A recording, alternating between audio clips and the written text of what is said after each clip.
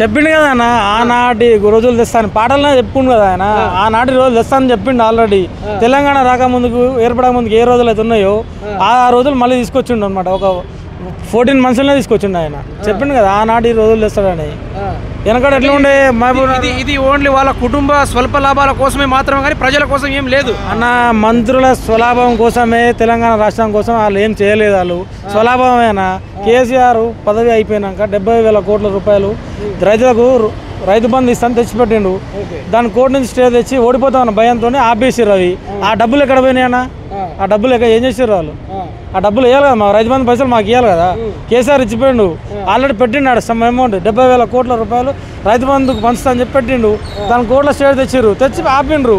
ఎలక్షన్ల ముందర కేసీఆర్ పంచితే కేసీఆర్ గెలుస్తాడని చెప్పి దాని స్టే తెచ్చి ఆ సొమ్ము ఆపిండ్రు. మరి గెలిచినాక ఆయన అయితే సొంతంగా ఏం చేయలేదు. ఆ ఉన్న పైసలు ఆయన జనాలకు పంచాలి కదా రైతు బంధు రూపంలో. ఆ డబ్బులు ఎటుపోయినాయి లేవు. అన్న ఢిల్లీకి సుట్ కేసులు మోస్తుంది తప్ప ఏం లేదు ఆయన. నెలకోసారి ఢిల్లీ పోతే సుట్ కేసులు మోసుకుని అక్కడ వేసేస్తున్నాయి తప్ప ఏం లేదు ఆయన. ఇప్పుడు ఎందుకు ఢిల్లీకి పోతున్నా అడిగిన సందర్భం కూడా అంటా ఉన్నాడు, నేను రాష్ట్రం పెట్టుబడి కోసం వెళ్తా ఉన్నాను పదే ఇప్పుడు 33 సార్లు వెళ్ళిన తరుణం ఉంది. నిజంగా ఏమైనా తీసుకొచ్చిండు అన్న? అవన్నీ ఫేక్ న్యూస్ అన్న. దావోస్ పోయినా అని చెప్పిండు, ఒకసారి పోయిన దావోసు. ఆ పోయిన అన్ని ఆల్రెడీ యూట్యూబ్లో మన సోషల్ మీడియాలో అన్ని ప్రతిదీ వస్తూనే ఉన్నది. ఎప్పుడో ఫోటోలు తీసుకొచ్చి నేను దావోస్ పోయినా నీ అద్దెస్తున్నా అని చెప్తున్నాను, కానీ అది ఏం తెలియదు. ఆయన వల్ల కాదు. ఇంగ్లీష్ మాట్లాడరాదు, అసలు ఆయనకు అవగాహన లేదు. అసలు ఆయనకు ఏది కూడా కరెక్ట్ అవగాహన లేదు. ఏ సబ్జెక్ట్ ఎక్కడ ఉంది ఏదనేది మాట్లాడే విధానం ఆయనకు లేదు. అది పాయింట్ ఆ విషయంలో మాట్లాడలేడు ఆయన. పొద్దున ఒకటి సాయంత్రం ఒకటి నైట్ ఒకటి మాట్లాడతాడు. వాళ్ళ మంత్రులకు వాళ్ళకే సమన్వయం లేదు. అది మొత్తానికి రాష్ట్రాన్ని దోచుకోవడానికి రేవంత్ రెడ్డి దోచుకోవడానికి మాయమాటలు చెప్పి ప్రభుత్వానికి వచ్చిండు ఆయన. అధికారంలోకి వచ్చింది కానీ ఇంతవరకు 6 గ్యారంటీలలో 1 గ్యారంటీ కూడా పూర్తిగా అమలు చేయలే ఆయన. డిసెంబర్ 2వ తారీఖు నాడు చేస్తున్నాడు, మీరు ఇట్లా పోయి తెచ్చుకోండి తెల్లారా చేస్తున్నాడు. ఎప్పుడు డిసెంబర్ ఎప్పుడు వచ్చింది? ఇప్పుడు వచ్చిందా? ఏ ఊరు పోయి అడగండి. ఒక ఊరు సంపూర్ణంగా 2 లక్షలు రుణమాఫీ చేసిండంటే దానికి ఏదైనా చేద్దాం మనం. ఫస్ట్ ఊర్లలోకి రమ్మనండి ఆయన. అది అన్నో మైక్ పెట్టుకొని ముచ్చట చెప్తే నడవదు కదా వ్యవస్థ. ఇప్పుడు కేసీఆర్ చెప్పిండు చేసన్నా కానీ బరాబర్ చేసి చూపించిండు. అట్లా ఉంది ఆయనకు లేదు. ఇట్లా ఊరించిండని ఇట్లా చేస్తా మీరు ఆగండి లేదన్న. బయట సామాన్య ప్రజలు చెప్తారు కేసీఆర్ చేసిన అమలు కానీ హామీలు చేసిండా, హామీ ఇచ్చిందంటే బరాబర్ చేసిండు. ఏదైనా చేయలేదని ఒక రైతును కానీ ఎవరైనా చెప్పండి నేను సమాధానం చెప్తా. దానికి చేయలే ఏమి. రేవంత్ రెడ్డి ఏం చేయలే. అమలు కానీ హామీలు చెప్పిండు, మభ్య పెడుతుండు. నిన్న ముచ్చట్ని ఎట్లా చూసుకుంటారన్నా? మీరు 12 గంటల దాకా వేచి ఉండండి, టింగ్ అనుకుంటా పడుతూనే ఉంటుంది, మీరు ఊరుకండి అని కూడా చెప్పిన ఈ ముచ్చట్ని ఏ విధంగా చూస్తారు అన్న? వాడన్ని బూటక మాటలే అన్న. వాడు 15 సెకండ్లకు మాట మారుస్తాడు. నా దగ్గర బయట ఉంది. ఫస్ట్ ఏమన్నాడు?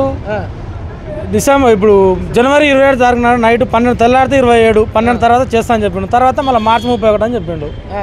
ఇక ఆయనకు 15 సెకండ్లలోనే మాట మారుస్తాడు ఆయన. అది ఆయనకు పుట్టుకతో పెట్టిన విద్య. అది ఇక మాటలు చెప్పి బతకడం తప్ప ఆయన ఏం చేసేదా కాదు. ఆయనకు పనులు కావు ఏమి కావు.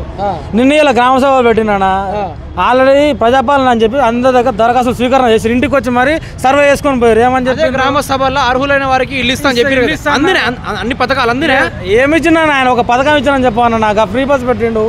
మా ఊర్లో అయితే ఇంతవరకు ఫ్రీ బస్ వాడుకునే ఎవరు లేరు. అందరి బండ్లోనే మాకు నల్గొండ దగ్గర 8 కిలోమీటర్లు వస్తారు వెళ్ళిపోతారు అంతే. బస్సు ఎవరు ఎక్కరు. ఎవరో జాబ్ చేసుకుంటారు చూసినా వాళ్ళు మాత్రమే వాడుకుంటారు జాబ్.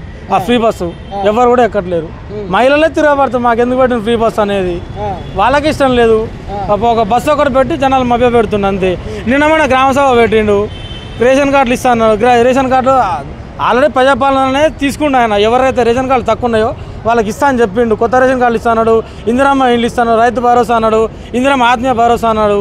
ఆయన ఒక్కరు కూడా కరెక్ట్ చేయలేదు. ఒకటి బట్టి విక్రమార్క గారు చెప్తూ కూడా అన్నారు, జిల్లాలో ఒక్క మండలానికే ఈ గ్యారంటీలు ఈ హామీలు అమలు చేకూరుతాయని కూడా మాట్లాడడం కూడా జరిగింది. దీన్ని ఏ విధంగా చూస్తారు అన్న? చెప్పుకోవడానికి మాత్రమే అన్న. నిన్న కూడా ఒక న్యూస్లో వచ్చింది ఏమని, మండలానికి 1 గ్రామం మాత్రమే ఇస్తారంట. మరి మిగతా వాళ్ళు పోతారన్న? మండలానికి ఇప్పుడు ఒక మండలం వచ్చేసి 50-60 గ్రామాలు ఉంటాయి. ఒక మండలానికి ఇస్తే మిగతా మండలాలు ఎట్టిపోతాయి, మిగతా గ్రామాలన్నీ ఎట్టిపోతాయి ఆయన చెప్పిండు. ఎమ్మెల్యే నాగేశ్వరరావు గారు చెప్పిండు ఇది సో అని చెప్పిండు ఆయన. కొన్ని చెప్తాం మరి మిగతా వాళ్ళు ఎట్టిపోవాలి. ఆ 1 గ్రామం వేస్తేనే గెలిచిండు ఆయన. ప్రభుత్వం అది ఒకటే వేస్తేనే గెలిచిండు అన్న ఆయన.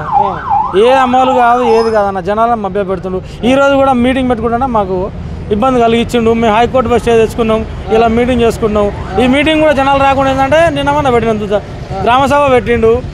చెప్తుండు ఇందిరా ఆత్మ భరోసా ఇస్తా అంటుండు, రేషన్ కార్డు లేని వాళ్ళకి రేషన్ కార్డు ఇస్తా అంటుండు, ఇల్లు ఇస్తా అంటుండు. ఇల్లు ఇయ్యాడు ఏది ఇయ్యాడు, జనాలను మభ్యపెట్టడానికి మాత్రమే ఈ గవర్నమెంట్.